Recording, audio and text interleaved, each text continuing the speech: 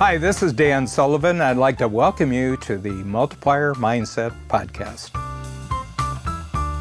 Hi, this is Dan Sullivan, and I've got a great one today, and that's Matt Goodwin, who's from Naples in Florida, beautiful Gulf Coast. It reminded me of a question I was asked once, and the question was, of all the entrepreneurs you've coached, and I've coached since 1974, it's just a little bit above 7,000 entrepreneurs that I personally interacted with. And they asked me, is there one thing that all the entrepreneurs that you work with have, one characteristic? And I said, yeah.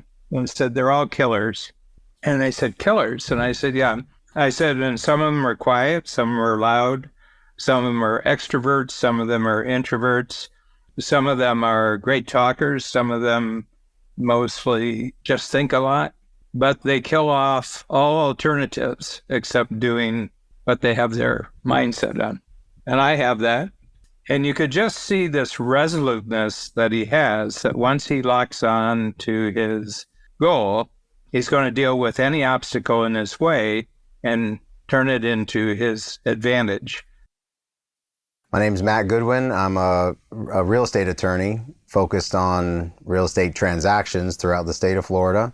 Have a law firm and a title company, and we handle the money when you're buying or selling your house. We also handle the legal issues if one comes up. So we clear title and we deal with all the funds. We work with the lenders. We work with hundreds of realtors across the state and also independent investors. You know, when I finished high school, I didn't ever have a traditional job. I had to go generate business or I didn't get paid. They were always commission-based jobs. And then I learned how to cold call, and I learned I never quite fit into that employee mindset. I worked for instance, a Sprint store in suburbs of Detroit before I went to school, formal training, and they joked around and called me CEO. Well, it wasn't meant to be like, it was more like this guy acts like he owns the place sort of thing. And I always had that mentality. Fast forward many more years, I finished my undergrad and my law school studies, was working for a law firm, and I got fired after 6 months being on the job. And then I realized that if I go sell myself and my credentials to another company, this is probably going to happen again because I don't like being told what to do or how to do it. I like to just go out and generate business. And I've done it before, so why can't I do it again? And I have my own ideas. And I had so many of my own ideas, and I didn't want to take anybody else's direction. So I said, I got to start my own thing. Told my wife. Within 3 hours of being fired, I decided I was going to start my own law firm. So I went to the library every single day, scoured the materials with the Florida Bar and cold called people and just read a lot and just started branding and learning how to, like, what do you do? I designed my own logo. I designed my own website, basically built it all with a vision from scratch and learned a lot along the way. I lived in South Florida my entire life, born and raised, and then we ended up in the suburbs of Detroit. I was doing loan officer work at the time, and then I worked remotely. This was right before the crash of the subprime mortgage market. And within 3 months of us moving to Michigan, I was fired, and then the entire retail division of the company I was working for was shut down, and then the guy who fired us was fired. And then the whole world turned upside down with that sort of thing. And then I'd already enrolled in school. So I started going to school and got really good grades, and then got pushed by my wife primarily to go to the best school I could get into, University of Michigan in Ann Arbor. The community college was $70 a credit hour. Actually, not even the community college. University of Michigan has 3 campuses, or they did at the time. And the campus that was most practical was $70 a credit hour. Ann Arbor was $1,300 per credit hour. And I look at my wife at the time, and I remember thinking, like, this doesn't even make sense. Why would I do that? She said, well, if you get in, you have to go. You can't just get into the University of Michigan and pick your campus. You have to apply. Well, they have a 95, 96% attrition rate, which means most people who start, they finish. So it's hard to get in, especially as a transfer student.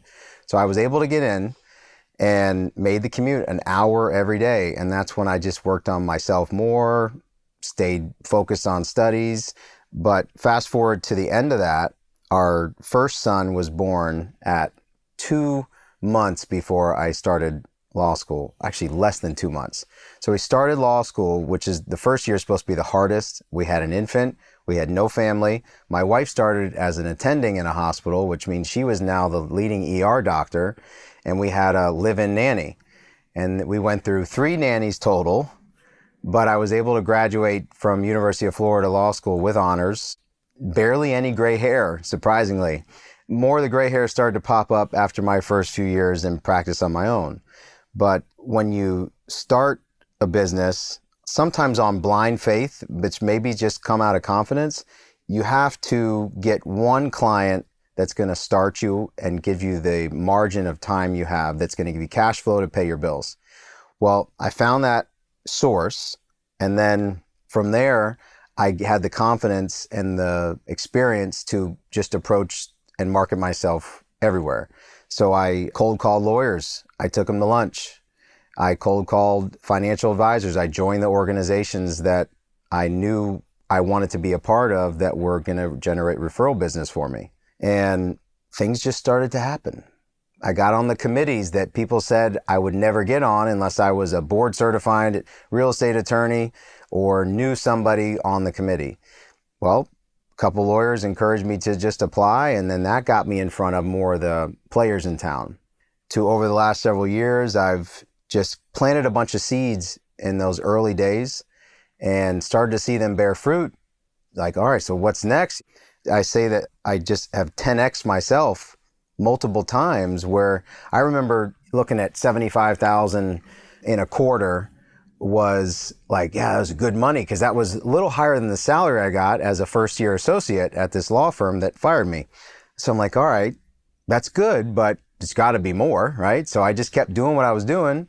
And then before I knew, I was at 300,000 for the year, and 600,000, and then $1 million. And then I have gotten to the 2 million revenue standpoint. And I just keep thinking bigger and bigger.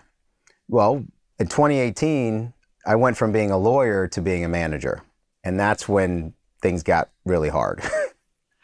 That's when all those books I read as a sales guy 20 years prior were coming back out off the shelves and from the Audible archives. One of the things that I attribute my confidence to is the thick skin I developed making cold calls in my 20s.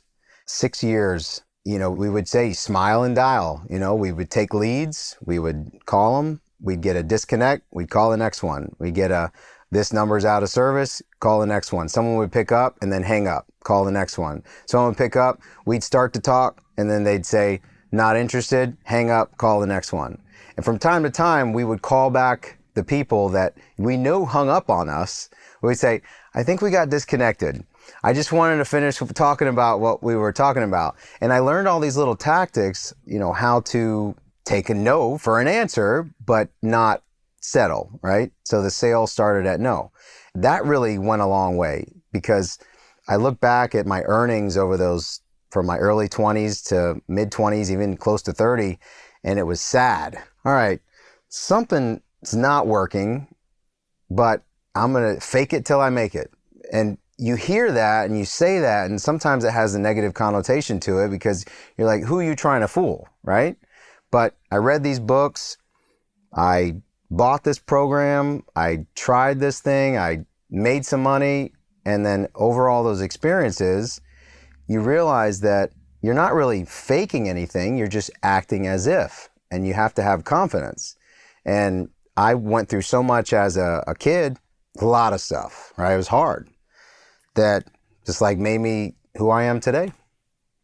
Whatever you believe, you can achieve. So speaking of that, that was my favorite saying from Napoleon Hill, is that whatever the mind of men can believe, they can achieve.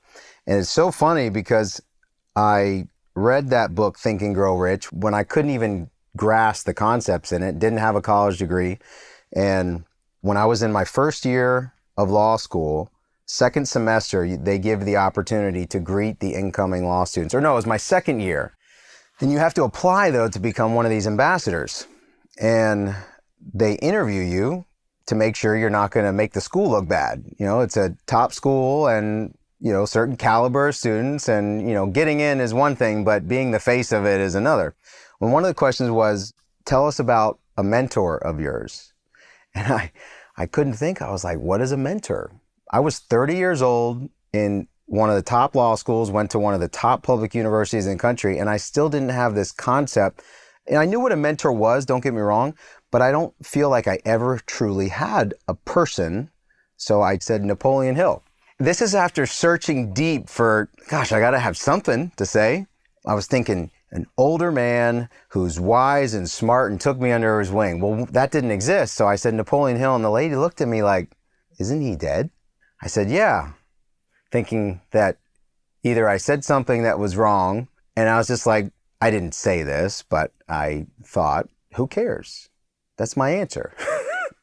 Needless to say, they did not make me an ambassador that year, and I didn't even bother trying again. And I always felt like I thought differently. I stood out differently. I paid my own way through school. I applied every year for student aid.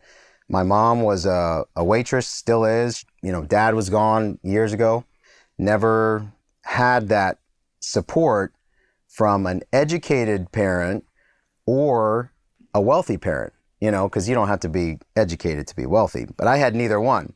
And then I had to sort of inject myself in these circles and just kind of seek out my own mentors. And that's where cold calling came into play in the future. I was able to just pick up the phone. Hey, I want to learn more about your practice. Can I take you to lunch? And I did that for the first 3 to 6 months in Naples, where I ended up landing, sometimes 5 days a week, someone different. Half the time they would pick up the bill, and I was all intention of, you know, buying all these lunches and not necessarily smoozing people or trying to manipulate anyone, but just doing field research. All of a sudden I was getting referrals from long-standing attorneys, because instead of hanging my shingle and saying, I'll take whatever you got, I narrowed my focus from the beginning. People said a couple things. Good luck making it in Naples. That's a good old boy town. It's not going to happen. You should try Lee County. I had people say that to me. I'm like, okay, thanks. And it's like, kind of brush it off. I won't be calling or answering their calls again. Next. And then you shouldn't narrow your focus so soon. You're not going to have any cash flow, and you got to learn this stuff. And I said, well, why? Why not? So I put on my business card, this is what I do, and I don't do anything else. And you could have brought me a check for $20,000. If it was for something that I didn't do, I would refer it out, because I didn't want to be branded as the general practitioner. And it worked, and it still works. And now I continue to narrow my focus. And now I'm focused more on working on the business rather than in the business. And I have multiple locations. We do business across the state. I have be a total of 9 of us. And I look back on the friends of mine that I grew up with. I surpassed every single person in my high school class that I know of. But those things, those hard times made me who I am today, where nothing really scares me except maybe jumping out of an airplane, which I haven't done yet. No one gave me a rule book, even though there's books for every topic you can think of. So I learned a lot of things the hard way, and still am. 2021, my wife was the breadwinner for the first several years, having gone to medical school, working in a multi-six-figure job while I was in law school. That enabled me to have the margin of time to study, focus on studies, and not worry about paying or even largely contributing. We weren't overspending, splurging or anything. We just had a comfortable lifestyle. Then she was getting burnt out and wanted to go part-time and go out on her own. And I wish the timing was a little different, but in 2018, when I started to really take off and started to pay myself, she went part-time and there wasn't any. So I was like, can we both be doing good at the same time? Like, all right. So I was thinking we got 1 to 3 years of that. And fast forward to 2021, when I 10x'd again, or multiplied in every way, I had a significant amount of monthly positive cash flow that enabled me to, take trips with the family, not come in on a day and the revenue was still being generated and money was being booked. Take the kids somewhere, go on a family vacation. I mean, we took the kids to Spain when my youngest was 10 months old. My oldest was 5 years old, and people say you're nuts to do that, but did a little business here and there. I make a conscious effort in the mornings to connect with the kids, and my wife and I are continuing to work at scheduling that time where it's just us. And because she's also a business owner now, it is complicated. So in terms of freedom, there's a lot of it, but I'm still in that growth stage. So it's hard to sit back and say, I have the ability to do this, but now I'm more conscious of it. What's next? I might end up doing a joint venture with somebody in the same field with real estate. I might buy a commercial building. I don't know exactly what's next. I'm focused on strengthening the foundation that I started with this team that I have now, and identifying where my unique contribution is. And I'm getting close. We've been rebuilding our team over the last several months, and certain things have come to light. So I'm almost at that re-education stage where I'm seeking higher education once again, going back to some of even the basics, just to figure out what's next.